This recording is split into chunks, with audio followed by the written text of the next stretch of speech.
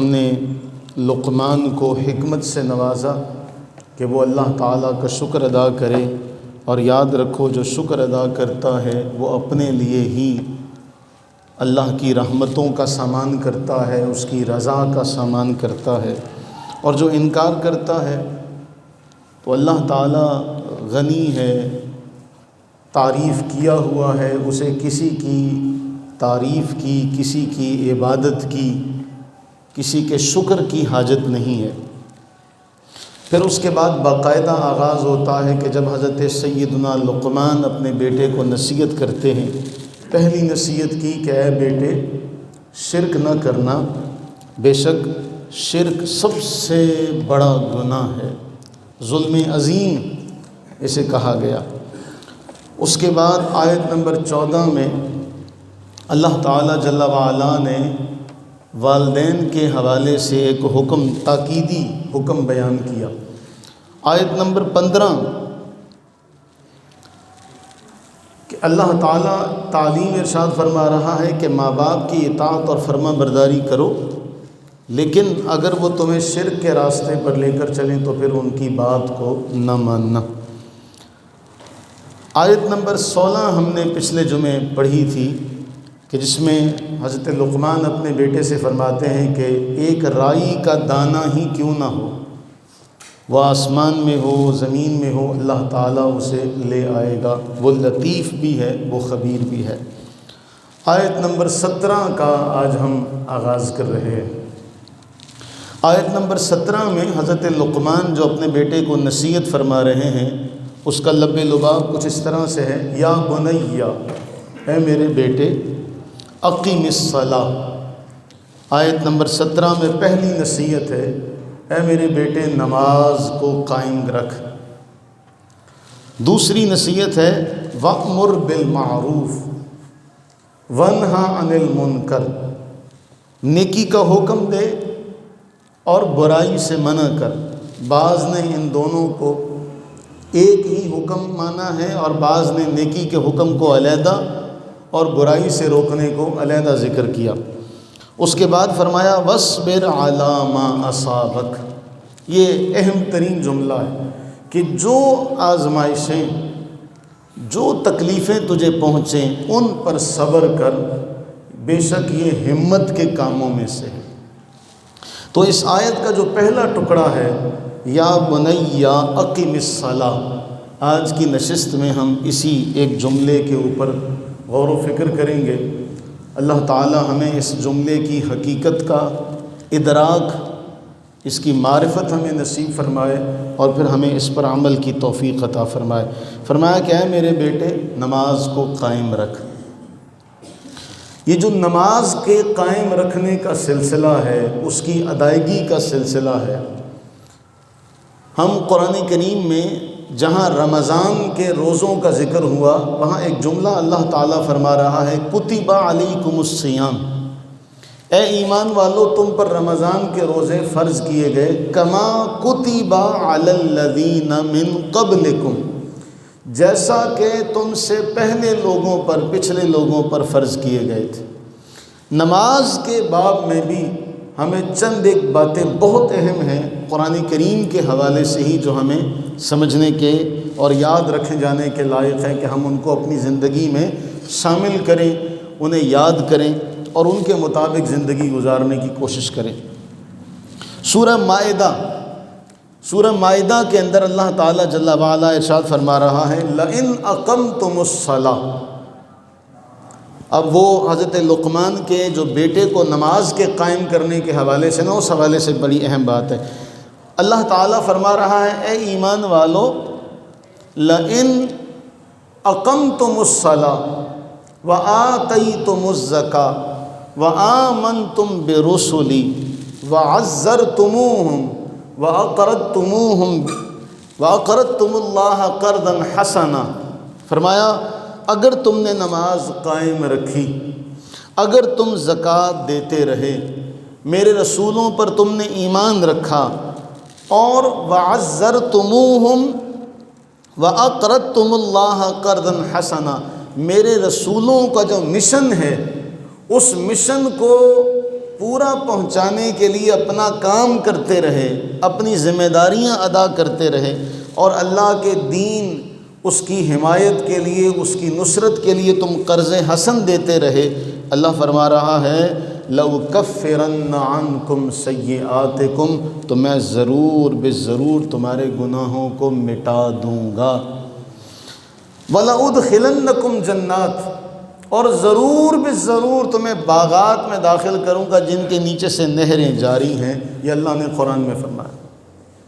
کتنی اہم بات کی کہ اگر تم نے نماز قائم رکھی، اگر تم زکوٰۃ دیتے رہے، میرے رسولوں پر ہمیشہ تم نے ایمان رکھا، ان کے پیغمبرانہ مشن کی تائید کرتے رہے، اس کو پہنچانے کے لیے شب و روز محنت کرتے رہے، اللہ کے دین کی حمایت کے لیے، نصرت کے لیے قرض حسن دیتے رہے، تو انعام کیا ہوگا؟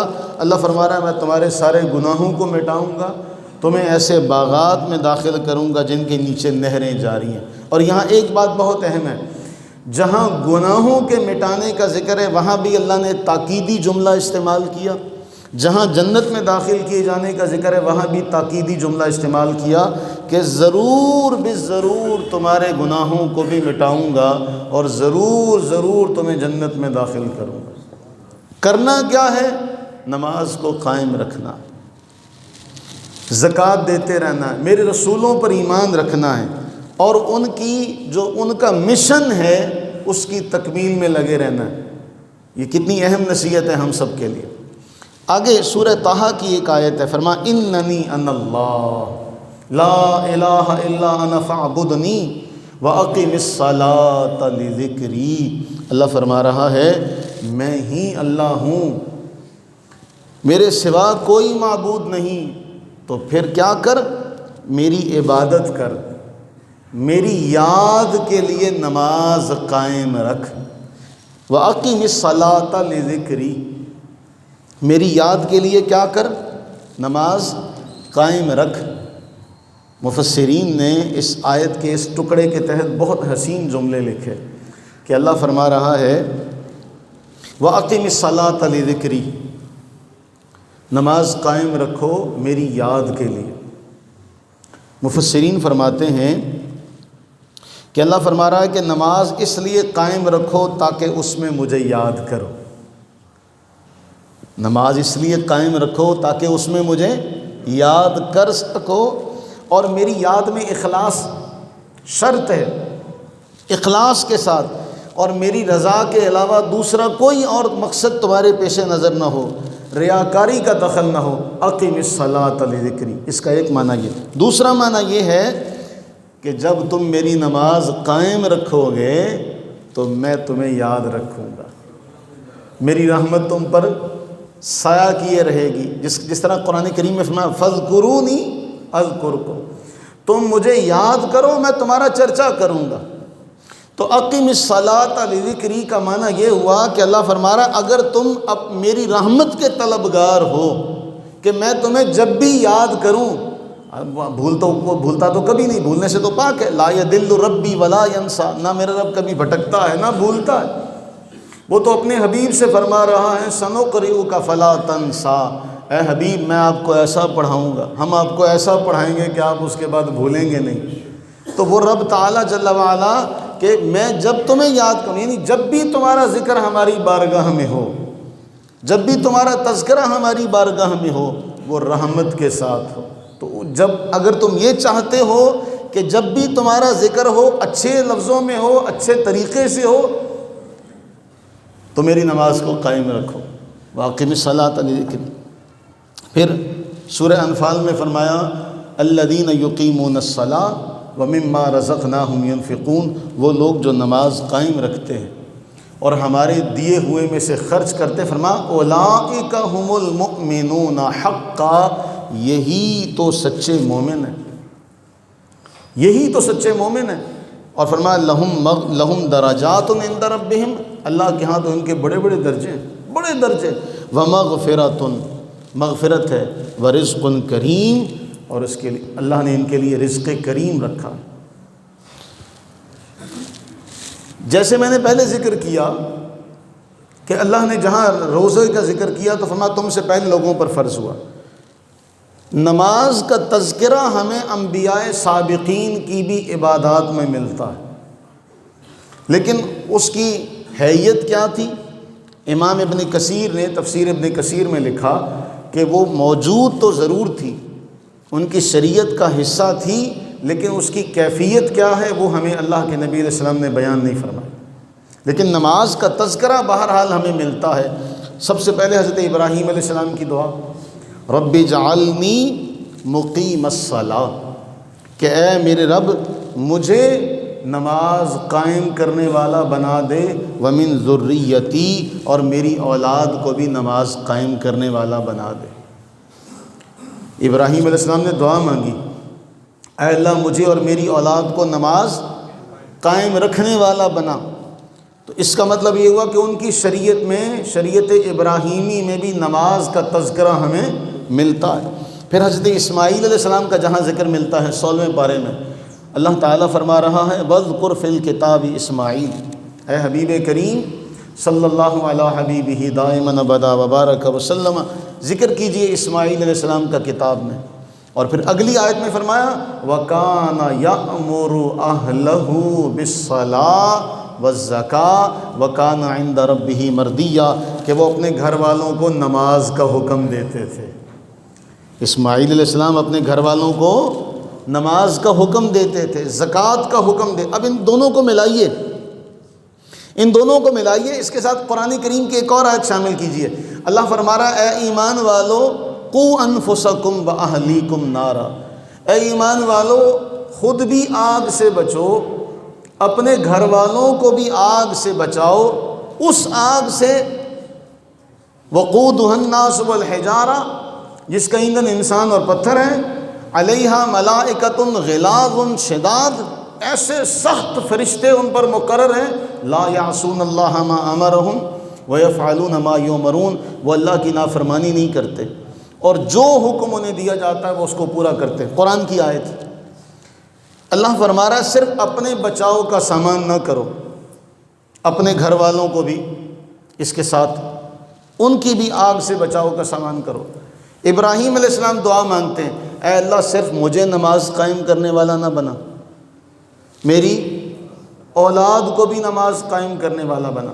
اسماعیل علیہ السلام کا ذکر ملتا ہے، اللہ تعالیٰ کیا تعریف فرما رہا ہے کہ اسماعیل علیہ السلام اپنے گھر والوں کو حکم دیتے تھے، نماز کا بھی حکم دیتے تھے، زکوٰۃ کا بھی حکم دیتے تھے۔ میرے عزیزو، اگر ہم اس بات کو سمجھیں کہ رسول اللہ صلی اللہ علیہ وسلم 7 سال کی عمر میں جب بچہ پہنچ جائے تو اس کو نماز کا حکم دو، اب جب وہ 7 سال کا ہوگا، 10 سال کا ہو جائے گا تو اس کو نماز کے لیے پھر مارنے کی بھی تعلیم دی گئی کہ تادیباً اس کی ڈانٹ ڈپٹ بھی کی جائے۔ اب وہ اس وقت سے آپ 7 سال کے ایک بچے کو اپنے ساتھ رکھیں اور وہ آپ کے ساتھ کئی سال گزارے، تو جب وہ آپ کی عمر کو پہنچے گا تو آگے سے اس کا بھی 7 سال والا بچہ کوئی نہ کوئی آ جائے گا۔ لیکن ہمارا المیہ یہ ہے، میں آخر میں اس پر بات کروں گا، ہمارا المیہ یہ ہے، ہماری مساجد آج ویران اس لیے ہیں کہ صرف اپنی فکر ہے، اولاد کو اگر ہوتا بھی ہے تو جا کے ڈانٹ دیا، وہ تم نماز نہیں پڑھتے، بس کہہ کے فارغ۔ قرآن جو تعلیم دے رہا ہے، رسول اللہ صلی اللہ علیہ وسلم جو تعلیم دے رہے ہیں، اس حکمت کا تقاضا تو یہ تھا کہ انہیں بچپن سے ساتھ لے کر آتے، انہیں بچپن سے اپنے ساتھ رکھتے، تو پھر تمہیں یہ نوبت ہی نہ آتی کہنے کی کہ چل نماز پڑھا کر، یہ نماز نہیں پڑھتا۔ جس وقت شاخ نرم تھی اس وقت تم نے اسے موڑا نہیں، اس وقت تم نے اسے موڑا نہیں۔ اب وہ تناور درخت بن کے مشرق کی طرف نکل چکی ہے، اب اس کو مغرب کی طرف موڑو گے وہ ٹوٹ جائے گی۔ اب شکایتیں شکوے، آنکھیں نہیں لگتا، کہنا نہیں مانتا۔ جب عمر تھی تعلیم کی، جب عمر تھی تربیت کی، کوئی نہیں بچہ ہے، اس وقت تو کہا نہیں۔ پھر ایک اور بڑی بات، ہم ہر جگہ پر اپنی نفسیات کو لے کر چلتے ہیں، ہماری عمر کا ایک حصہ ہوتا ہے۔ میں بڑی ایک گہری بات کہنے لگا ہوں، ہماری عمر کا ایک حصہ ہوتا ہے، ہم عمر کے اس حصے میں، جس حصے میں ہم ہوتے ہیں، ہم اسی آنکھ سے سب کو دیکھتے ہیں اور ہم اسی اعتبار سے سب کو جاننا چاہتے ہیں جو ہماری سمجھ بوجھ ہے، جو ہماری فہم ہے، ہم چاہتے ہیں سب بھی ایسے ہی سمجھیں۔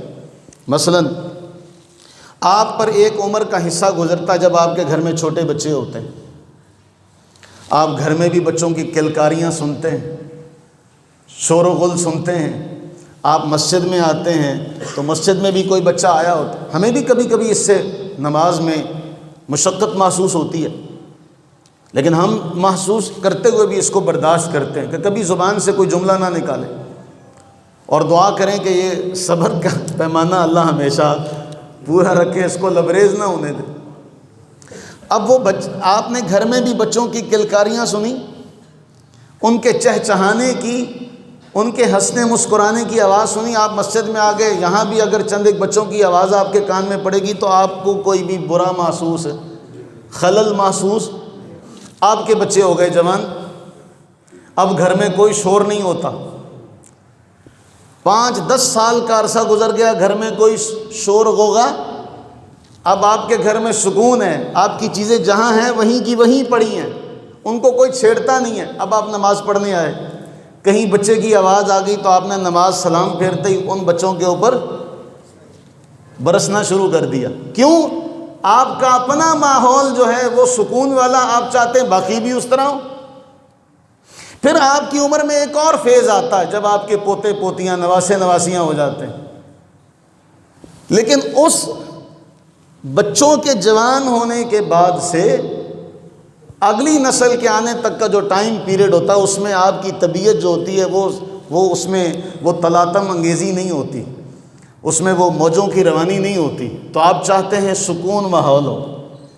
تو ہم اس بات کے اوپر بھی تھوڑا سا غور و فکر کریں کہ ہم جب بات کرتے ہیں تو جس طرح ہمارے بچے ہیں، ہم سب اپنے بچوں کے بارے میں جانتے ہیں، سارے جانتے ہیں۔ کیا ہمارے بچے، اب ہم وہ سیانے کہتے ہیں کہ بچہ جب بیمار ہو تب سکون سے بیٹھتا ہے، ورنہ وہ سکون سے نہیں بیٹھتا۔ اب جب وہ ہے ہی، اس کی فطرت میں یہ ہے، اگر یہ نہ ہوتا تو رسول اللہ صلی اللہ علیہ وآلہ وسلم کی نماز کے دوران کبھی بھی آپ کے شہزادے، آپ کے نواسے، آپ کے جان کا ٹکڑا، وہ آپ کی آنکھوں کی ٹھنڈک، وہ آپ کا پھول حسنین کریمین رضی اللہ تعالیٰ عنہما کبھی آپ پر سوار نہ ہوتے۔ آپ کبھی اپنی نواسی حضرت سیدہ امامہ رضی اللہ تعالیٰ عنہ کو اٹھا کر، سینے سے لگا کر، کاندھوں سے اٹھا کر کبھی بھی نماز ادا نہ کرتے، آپ یہ کہہ دیتے بھی ہوتی ہی نہیں ہے۔ تو ہمیں یہ سبق بھی ملتا ہے کہ ہم زندگی میں تھوڑا سا فہم و شعور کا وہ جو ارتقائی منازل ہے نا، ہم جس طرح زندگی میں طے کرتے ہیں، یہ ہم سب کے ساتھ ہوتا ہے۔ تو ہم اسی ماحول کو لے کے مسجد میں آتے ہیں، پھر اجی نیانے بہت کھا پاؤندے کیونکہ آپ کے گھر میں نہیں ہے۔ جب آپ کے گھر میں ہو جائیں گے تو پھر آپ کو ان کا شور مچانا، پھر پتہ کیا کہتے ہیں، آج گھر میں شور نہیں ہے نا، جرے دادے نانے ہیں صرف وہ بولن، جب بہو رانی چلی جاتی ہے تو پھر گھر میں داخل ہوتے ہی پہلا سوال کیا ہوتا ہے، آج گھر میں کوئی شور نہیں ہے۔ یہ جو ہماری عمر کا یہ جو حصہ ہے نا، اس کو سمجھنے کی، سنبھالنے کی ضرورت ہے کہ ہم دیکھیں کہ ہو سکتا ہے ہم بھی برداشت کرتے، ہمارے لیے اس طرح مشکل ہوتا ہے کہ اسکول میں، کالج میں، یونیورسٹی میں ایک ہی کلاس ہوتی ہے، سب کا ذہنی جو معیار ہوتا ہے سمجھنے کا وہ ایک جیسا ہوتا ہے۔ اب جب مسجد میں ہم بیان کرنے بیٹھتے ہیں، کوئی سمجھنے والا بہت زیادہ، ہم سے بھی زیادہ سمجھدار ہوتا ہے، اور کوئی سمجھنا چاہتا نہیں ہوتا، کوئی سمجھنے آیا نہیں ہوتا۔ کسی کا مقصد بیخ کنی، کسی کا مقصد سمجھنا، کسی کا مقصد کیڑے نکالنا، کسی کا مقصد ٹائم گزارنا، تو پھر سب کو لے کر چلنا ہمارے لیے مشکل ہوتا ہے، ممکن نہیں ہوتا۔ یہ باتیں ہم بھی سنتے، ہم بھی سمجھتے۔ بہر طور ایک ضمناً بات آئی تھی، وہ کر دی، کوشش کیجئے گا اس کو سمجھا جائے، اور یہ اپنے بچوں کو بھی بتائیں کہ بیٹے ایک دور ہے، ہم نے بڑے بڑے لوگ ایسے دیکھے، بچپن میں آپ جتنے بھی بڑے بیٹھے ہیں، کس نے اپنے بچپن میں شرارتیں نہیں کی؟ کس کا بچپن شرارتوں سے پاک گزرا؟ ہاں، ہر دور کے اعتبار سے شرارتیں الگ ہوتی ہیں، شرارتیں سب کی الگ الگ ہوتی ہیں، لیکن یہ کوئی نہیں کہہ سکتا میں نے تو کوئی شرارت نہیں کی۔ تو ان کے اماں ابا سے جا کے پوچھا جائے تو وہ کہیں گے تیرے جنہ تو شرارتی ہے ہی کوئی نہیں سی۔ لیکن شرارتوں کا دور ہر دور میں الگ الگ ہوتا۔ بہر طور تو اللہ تعالیٰ نے ہمیں یہ جو 3 آیتیں میں نے آپ کے سامنے ذکر کی، پہلا اپنے آپ کو بھی بچاؤ، اپنے گھر والوں کو بھی بچاؤ۔ ہم ایک جگہ بیٹھے تھے، وہاں پر بات چل پڑی تو میں نے ایک گلہ کیا اپنے بڑوں سے۔ وہ گلہ یہ تھا کہ آج مساجد میں آپ کو بوڑھے نظر آئیں گے، بچے نظر نہیں آئیں گے۔ کیوں؟ ہم نے ان کا ہاتھ پکڑ کے ان کو مسجد میں لانا نہیں سکھایا۔ اور یقین کیجئے ہمیں بھی 25 سال کا عرصہ ہو چکا ہے۔ اس 25 سال کے عرصے میں ہم نے بھی جو مشاہدہ کیا وہ یہ کیا کہ جو بوڑھا فوت ہوتا ہے اس کی جگہ پر اس طرح کا نمازی بیٹا تیار نہیں ہوتا۔ کوشش یہ کریں کہ میں چلا جاؤں تو میری جگہ پر میرا یہاں فرزند موجود ہو، میری جگہ پر یہاں میرا بیٹا موجود ہو۔ جو خیر کا سلسلہ ہے تقسیم ہونے کا، وہ رکنا نہیں چاہیے کہ جب میں تھا تو تھا، اس کے بعد تو کوئی بھی نہیں آگے گیا۔ تو ہم نے وہ ہمارے بڑے بڑے مہربان رفیق شفیق دوست بزرگ وہ چلے گئے، لیکن ان کے بعد کوئی ان جیسا پھر مہربان ان کی اولادوں میں ہم نے نہیں دیکھا۔ تو قرآن کی یہ 3 آیتیں اس حوالے سے بہت اہم ہے کہ ابراہیم علیہ السلام دعا مانگتے ہیں کہ اے اللہ مجھے نماز قائم کرنے والا بنا، میری اولاد کو بھی نماز قائم کرنے والا بنا۔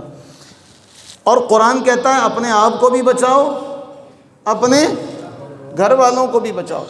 اسماعیل علیہ السلام کا طریقہ پڑھتے تو اسماعیل علیہ السلام اپنے گھر والوں کو حکم دیتے ہیں، صرف نماز کا نہیں زکوٰۃ کا بھی حکم دیتے ہیں۔ اس میں بڑی اہم باتیں ہیں 2 کہ مال کی جو محبت ہے نا، یہ انسان کو کہیں کا نہیں چھوڑتی۔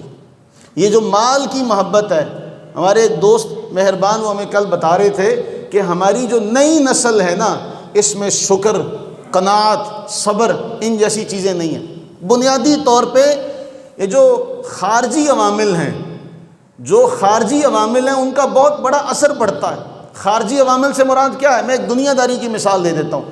ہمارے دور میں وہ ٹیسٹ میچ ہوا کرتے تھے، بڑا لمبا اسٹیمنا چاہیے، لگے ہوئے ایک دن 2 دن 3 دن کھلاڑی کھیل رہا ہے نا ایسا۔ میں سمجھانے کے لیے مثال دے رہا ہوں تاکہ آپ سمجھ سکیں۔ پھر اس کے بعد ہمارے دور میں کرکٹ آئی 50 اوور کی، بیٹھے ہیں دیکھ رہے ہیں۔ اب ان بچوں کے جو دور میں کرکٹ آئی ہے وہ 50 سے بھی کم ہو کے 20 اور 20 سے بھی کم ہو کے 10 اووروں میں آ گئی، تو یہ فاسٹ ہو گئے، تیز ہو گئے۔ تو وہ جدید سے جدید یہ کہتے ہیں مختصر ہو، فوری ہو، صبر ختم ہو گیا۔ ہمارے دور میں خط ہوا کرتے تھے، کوئی بات کہنی ہے تو بیٹی نے اپنے ماں باپ کو خط لکھ دینا، اور خط لکھتے ہوئے بھی کہنا یا پریشان نہ ہو، چلو خیر کی خبر دیتی ہوں۔ بیٹے نے کہنا چلو خیر کی خبر دیتے ہیں، پریشان نہ ہو، ہے نا ایسا۔ اب وہ اطلاع پہنچتے پہنچتے ہفتہ 10 دن تو لگتے، ہفتہ 10 دن تک بات ٹھنڈی ہو جاتی ہے، اسپیس مل جاتی۔ اب کیا ہے، یہاں جھگڑا ہوا یہاں کال چلی گئی، یہاں جھگڑا ہوا یہاں فوراً میسج پہنچ گیا آ جاؤ جلدی۔ اب آگے سے وہ بھی اس جیسے تیز، وہ بھی اگلے لمحے فوراً گھر۔ کون ہوتا ہے ہماری بیٹی کو کچھ کہنے والا؟ وہ ایسی جلد بازی میں معاملہ ہوا کہ گھروں کے گھر اجڑتے جا رہے ہیں۔ یہ تیزیاں ہمیں لے کر بیٹھ رہی ہیں۔ یہ تیزی یہ میں نے ایک مثال دی ہے، یہ تیزی ہماری پوری زندگی میں ہے کہ ہم بے صبرے بھی ہیں، ہم ناشکرے بھی ہیں، ہم قناعت سے بھی محروم ہیں۔ پہلے وقتوں میں کسی بزرگ سے پوچھا جاتا، کسی بڑے سے، وہ کہتا اللہ کا شکر ہے۔ ان کی زبانوں سے بسم اللہ، الحمدللہ، شکر الحمدللہ، اس طرح کے کلمات سننے کو ملتے ہیں۔ اللہ سونے کا شکر ہے۔ اب کسی سے پوچھ لیں یار گزارا نہیں ہوتا، یار تنگی ہے، وہ یہ جملہ نہیں کہتا اللہ کا شکر ہے، ہے ایسا کہ نہیں ایسا؟ تو جو قرآن اگر دیکھا جائے تو قرآن تو بنیادی طور پہ ہمیں جس فلسفے اور حکمت کی طرف چاہتا ہے توجہ دلانا، وہ تو یہ ہے کہ ہم اپنی اولاد کو یہ تعلیم دیں۔ اب وہ صبر کی تعلیم، شکر کی تعلیم، قناعت کی تعلیم، یہ نسل جو ہے وہ ڈرامے دیکھتی ہے، یہ نسل جو ہے وہ فلمیں دیکھتی ہے، وہ 3 گھنٹے 2 گھنٹے کے اندر جو ہے وہ بچہ پیدا بھی ہوتا ہے، بڑا بھی ہوتا ہے، کامیابی کی مراحل بھی وہ طے کر لیتا ہے، اس کے پاس گاڑیاں بھی آ جاتی ہیں۔ جب ہم اپنے بچے کو کہتے ہیں کہ بھائی جاؤ کام کرو، وہ دیکھتا ہے کہ اب یہ کیسے پیسے تھوڑے سے ملتے ہیں، ان کو جوڑوں گا کیسے، بل کیسے دوں گا، تو اس کا ذہن جو ہے وہ منتشر ہو جاتا ہے۔ تو ہم بنیادی طور پہ ہمارا اور ہماری نئی نسل کا جو تعلق، جو کمیونیکیشن گیپ ہے نا، جو ہمارا ان کا رابطے کا فاصلہ ہے، وہ بڑھتا چلا جا رہا ہے، بڑھتا چلا جا رہا ہے، بڑھتا چلا۔ وہ چاہتے ہیں کہ رات دن نہ ہو اور ہم امیر ہو جائیں، راتوں رات ہمارے پاس گاڑیاں آ جائیں، راتوں رات ہمارا بینک بیلنس بڑھ جائے۔ کسی مالدار کو دیکھا وہیں گر گئے۔ اب اس کا اثر یہ ہوا کہ ہمارے خاندان اور برادریوں میں بھی یہ بات آ گئی کہ اگلا جو ہے وہ محنت کر کے ترقی کی راستے پر گامزن ہوتا ہے، ہم یہ چاہتے ہیں کہ بھئی یا تو اس کی ترقی ختم ہو جائے، یا اس کا پیسہ ڈوب جائے، یا ہمیں بھی اس کے جیسا مل جائے۔ ہماری دعائیں وہ نہیں ہیں۔ پہلے وقتوں میں لوگ کہتے اللہ تیرے دودھ پوت سے برکت دے، یہ جملے سننے کو ملا کرتے۔ اب جو ہے نا اس کے پاس، اب وہ فوراً جاتا ہے، اس کے پاس پتہ نہیں کہاں سے آ گیا۔ کسی کی گاڑی دیکھی تو یہاں جلن ہو گئی، کسی کا اچھا گھر دیکھ لیا یہاں تکلیف ہو گئی، کسی کی اچھی اولاد دیکھ لی تو یہاں تکلیف ہو گئی۔ تو وہ کام جو ہمیں دین نے، وہ تعلیم جو ہمیں دین نے دی تھی، وہ ہم نے اپنے آپ سے گنوا دی۔ تو قرآن یہ چاہتا ہے کہ ہمارے اندر وہ حوصلہ پیدا ہو، وہ صبر پیدا ہو۔ میں اس کی پھر آپ کو ایک اور مثال دیتا ہوں۔ قرآن کریم میں اللہ تعالیٰ نے انسانی زندگی کے 2 حصے بتائے مختصراً۔ ایک حصہ راحت اور خوشی پر، دوسرا حصہ آزمائشوں اور تکلیفوں والا۔ اور ان دونوں فیزز میں، ان دونوں حصوں میں زندگی کیسے گزارنی ہے، ہمیں اللہ نے اپنے محبوب کریم علیہ السلام کا اسوہ حسنہ دکھایا۔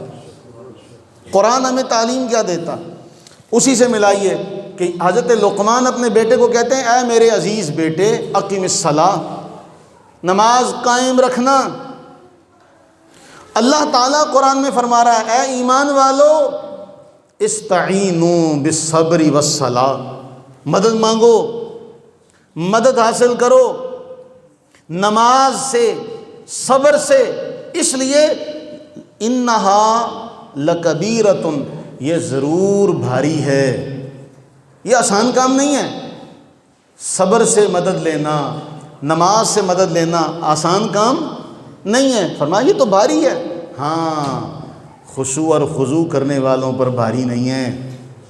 قرآن کا انداز دیکھیے، اللہ فرما رہا ہے مدد مانگو، نماز سے مدد لو، صبر سے مدد لو، یہ بھاری ہے لیکن عاجزی کرنے والوں پر بھاری نہیں ہے۔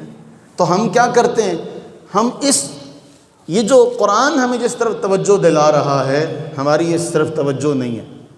میں چند ایک باتیں آپ کے سامنے رکھتا ہوں۔ اللہ تعالیٰ نے فرمایا کہ نماز سے مدد مانگو، صبر سے مدد مانگو۔ رسول اللہ صلی اللہ علیہ وآلہ وسلم کے حوالے سے سنن ابو داؤد کی حدیث نمبر ہے 1319، حضرت حذیفہ رضی اللہ تعالیٰ عنہ اس کو روایت کرتے ہیں، فرماتے ہیں جب بھی رسول اللہ علیہ السلام کو کوئی ایسا مسئلہ پیش آتا، کوئی غم والا، کوئی مشکل، کوئی پریشانی آپ کے سامنے آتی تو آپ نماز میں لگ جاتے۔ آپ کس میں لگ جاتے؟ کیا کرتے؟ اونچی۔ اب بتائیے، ہم نے رسول اللہ صلی اللہ علیہ وسلم کا کلمہ پڑھا، جن کے ایک اشارہ ابرو سے کائنات ادھر کی ادھر ہو جائے، جن کی زبان سے تو بہت بعد میں ہے، جن کے صرف خواہش ہو تو اللہ تعالیٰ قبلہ بدل دے، اور فرمایا کہ محبوب جہاں فَلَنُوَلِّيَنَّكَ قِبْلَةً تَرْضَاهَا، محبوب جہاں تو راضی ہے اسی کی طرف تجھے پھیر دیتے۔ اتنی بڑی بات کہ عبادت رب کی، اللہ تعالیٰ یہ بھی تو فرما سکتا ہے نا کہ میری عبادت کرنی ہے جہاں میں حکم دے رہا ہوں وہاں منہ کر کے کرو۔ فرما نہیں حبیب، جہاں تم چاہتے ہو وہیں تمہیں پھیر دیتے ہیں۔ جب انہیں کوئی مشکل پیش آتی ہے تو وہ نماز کی طرف متوجہ ہو جاتے ہیں۔ کس کی طرف متوجہ ہوتے ہیں؟ میں صرف ایک مثال دیتا ہوں آپ کو۔ جنگ بدر کا موقع ہے اور سیدنا علی شیر خدا رضی اللہ تعالیٰ عنہ بیان فرماتے ہیں، صرف ایک حضرت مقداد رضی اللہ تعالیٰ عنہ تھے جن کے پاس گھوڑا تھا، باقی کسی کے پاس گھوڑا نہیں تھا۔ اور حضرت علی فرماتے ہیں وَلَقَدْ رَأَيْتُنَا وَمَا فِينَا إِلَّا نَائِمٌ إِلَّا رَسُولُ اللَّهِ تَحْتَ شَجَرَةٍ، میں نے دیکھا کہ سارے سو گئے، سارے وہ 313، ہاں سارے رسول اللہ صلی اللہ علیہ وسلم بیدار رہے، درخت کے نیچے نماز پڑھتے رہے، روتے رہے۔ قرآن فرما رہا تمہیں مشکل پیش آئے تو مدد کس سے لو؟ نماز سے لو۔ اور سارے انبیاء اور مرسلین کا ہمیں ذکر یہی ملتا ہے، قرآن ہمیں خود بھی یہی تلقین کرتا ہے۔ پھر ایک اور حدیث میں آپ کو سناؤں، سنن ابو داؤد کی۔ حضرت محمد بن حنفیہ حضرت علی رضی اللہ تعالیٰ عنہ کے بیٹے، ان کے بیٹے ہیں عبداللہ۔ عبداللہ کہتے ہیں کہ میں اپنے والد گرامی کے ساتھ ایک سسرالی رشتہ دار کے ہاں گئے، وہاں کا ایک واقعہ سنا، سنن ابو داؤد کے اندر آتا ہے۔ سنن ابو داؤد کی حدیث نمبر ہے 4986۔ اس کا مفہوم کچھ یوں ہے کہ جب ہم اس بیمار کے پاس پہنچے تو نماز کا وقت ہو گیا، تو وہ ہمیں کہنے لگے، اپنی بیٹی سے کہنے لگے جن کے پاس ہم گئے تھے، مہمان بیٹھے ہوئے ہیں سارے، تو وہ کہنے لگے بھئی مجھے وضو کروا دو، میں نے نماز پڑھنی ہے اور نماز پڑھ کے مجھے راحت ملے گی، نماز پڑھ کے مجھے۔ ساتھ جو بیٹھے سب نے کوئی بات کہی تو وہ کہنے لگے یہ تو اللہ کے نبی علیہ السلام کا فرمان ہے کہ آپ نے حضرت بلال سے فرمایا تھا بلال اٹھو ہمیں نماز کے ذریعے سے راحت پہنچاؤ۔ تو رسول اللہ علیہ السلام کو راحت مل رہی ہے کس سے؟ کس سے؟ نماز سے۔ قرآن فرما رہا ہے مدد مانگو کس سے؟ نماز سے۔ آپ کو جو کوئی مشکل پیش آتی تو آپ کیا کرتے؟ تو ہمارے ہاں کیا ہے، ہمارے ہاں جب کوئی مشکل پیش آئے تو ہم کوئی بابا ڈھونڈتے ہیں، کسی دربار پہ جاتے ہیں، گھر میں چراغ جلاتے ہیں، کوئی نظر و نیاز کا معاملہ کرتے ہیں۔ قرآن کا فرمان، رسول اللہ صلی اللہ علیہ وسلم کا طریقہ۔ اب بتائیے مشکل پیش آنے پر یہ سارے کام کرنے کی بجائے اگر نماز سے مدد لی جائے تو وہ زیادہ بہتر ہے یا یہ کام کرنا زیادہ بہتر ہے؟ تو یہ طریقہ رسول اللہ صلی اللہ علیہ وآلہ وسلم کا، قرآن کا فرمان ہے، رسول اللہ صلی اللہ علیہ وسلم کا طریقہ ہے، تو یہ زیادہ بہتر ہے۔ تو حضرت لقمان نے اپنے بیٹے سے فرمایا یا بنیا اقم الصلاۃ، اے میرے بیٹے نماز قائم رکھ۔ تو میں نے اس پر آپ کو قرآن کریم سے چند آیات جن میں انبیاء سابقین کی بھی نماز کا ذکر اور حضرت شعیب علیہ السلام کے حوالے سے ملتا، قالوا یا شعیب اصلاتک تأمرک، اے شعیب تیری نماز یہ حکم دیتی ہے کہ تو ہمارے ساتھ یہ معاملہ کرے۔ تو نماز کا تذکرہ ہمیں انبیاء سابقین کی سیرت میں ملتا ہے۔ لیکن جو میں نے 3 باتیں آپ کے سامنے رکھی کہ قرآن فرما رہا ہے اپنے آپ کو بھی بچاؤ، اپنے گھر والوں کو بھی بچاؤ۔ ابراہیم علیہ السلام دعا مانگتے ہیں تو کہتے ہیں اے اللہ مجھے نماز قائم کرنے والا بنا، میرے اولاد کو نماز قائم کرنے والا بنا۔ اسماعیل علیہ السلام اپنی اولاد کو حکم دیتے ہیں نماز قائم کرنے کی، زکوٰۃ ادا کرنے کی۔ جو بات چل رہی تھی کہ مال کی محبت ہمارے دل میں اتنا گھر کر گئی، دینے کا حوصلہ نہیں ہے، تو ہم کوشش کریں اپنی اولاد کے ذریعے سے دیں۔ کس کے ذریعے سے دیں؟ اولاد کے ذریعے سے دیں، ان کو تعلیم دیں، بیٹے ایسے اللہ کے راستے میں خرچ کیا جاتا، ان کے ذریعے سے۔ کبھی کبھی ہمارے ایک بزرگ استاذ ہیں، وہ فرماتے ہیں کہ اللہ تعالیٰ کے نوازنے کا انداز بڑا حسین ہے۔ ایک حدیث پاک کا مفہوم بیان کرتے ہوئے استاد صاحب نے فرمایا کہ اللہ نے فرمایا ہم نے اجر کے معاملے میں تمہارے نوکروں کو بھی محروم نہیں رکھا، کہ تم نے کسی نوکر کو کہا نا یہ آگے پکڑا دو، تم نے کوئی رقم دی فقیر کو دینے کے لیے، کوئی چیز دی صدقہ، اپنے نوکر کو کہا کہ یہ آگے دے دو، تو اس میں اس نوکر کو بھی ثواب مل جائے گا۔ تو آپ اندازہ کریں، وہ استاد صاحب کہتے ہیں کہ ہمارے ہاں المیہ یہ ہے کہ ہم نیکی کے کام میں خود آگے رہتے ہیں، اپنی اولاد کو وہ منتقل نہیں کرتے۔ تو جو بھی نیکی کا کام کیا جائے اس میں اپنی اولاد کو شامل کیا جائے۔ اب آپ سارے جتنے بھی بوڑھے ہیں، میں کہوں کہ آپ جتنے بھی بچے ہیں، کیونکہ بڑھاپا اور بچپنا ایک ہے، کبھی آپ نے غور کیا کہ آپ کو کتنا عرصہ ہو گیا نماز پڑھتے ہوئے؟ کیا آپ کے ساتھ آپ کی اولاد آپ کو لگتا ہے کہ جس جگہ پر آپ بیٹھے ہیں، آپ میں سے کئی ہیں جن کو دیکھتے ہوئے مجھے عرصہ ہو گیا، دہائیاں گزر گئی جن کو دیکھتے ہوئے، کیا آپ یہ سمجھتے ہیں کہ آپ کے جانے کے بعد آپ کی اولاد اس جگہ پر بیٹھے گی جہاں آپ بیٹھے ہیں؟ انشاءاللہ نہیں یہاں پہ کہنا، یہاں پہ وہ سوال کر رہا ہوں میں آپ سے، کیا آپ نے اپنی اولاد کی تربیت ایسی کی ہے؟ آپ یہ چاہتے ہیں کہ میرے بعد یہ سامان اس کو ملے، یہ سامان اس کو ملے، ہے نا سارے، میرا یہ گھر اس کو ملے، تو جو دین کا حصہ ہے، جو آپ کی دین کی خدمت ہے، جو دین کا حصہ ہے، وہ آپ کس کو دے کے جا رہے ہیں کہ بھائی میرے بعد اس میں بھی کرو؟ یہ بھی انبیاء کی سنت ہے۔ قرآن اٹھائیے، یعقوب علیہ السلام کا آخری واقعہ پڑھی، ام کنتم شہداء اذ حضر یعقوب الموت اذ قال لبنی ما تعبدون من بعدی قالوا نعبد الہک و الہ آبائک ابراہیم و اسماعیل و اسحاق الہا واحدا۔ یعقوب علیہ السلام پوچھتے ہیں میرے بعد کس کی عبادت کرو گے؟ مال تقسیم کرو، گھر بانٹو، اپنی وراثت بانٹو، لیکن اس کے ساتھ یہ بھی قائم رکھو سلسلہ کہ اے میرے بچوں میرے بعد کس کی عبادت کرو گے؟ انہوں نے کہا ہم آپ کے خدا کی، آپ کے آباء و اجداد ابراہیم اسماعیل اسحاق علیہم السلام کے خدا کی، جو الہ واحد ہے، ہم اس کی عبادت کریں گے۔ تو قرآن ہمیں یہ تعلیم دیتا ہے کہ نیکی کے سفر پر خود اکیلے تنہا نہیں چلنا، اپنے گھر والوں کو بھی لے کر چلنا۔ اللہ تعالی ہمیں یہ توفیق عطا فرمائے کہ ہم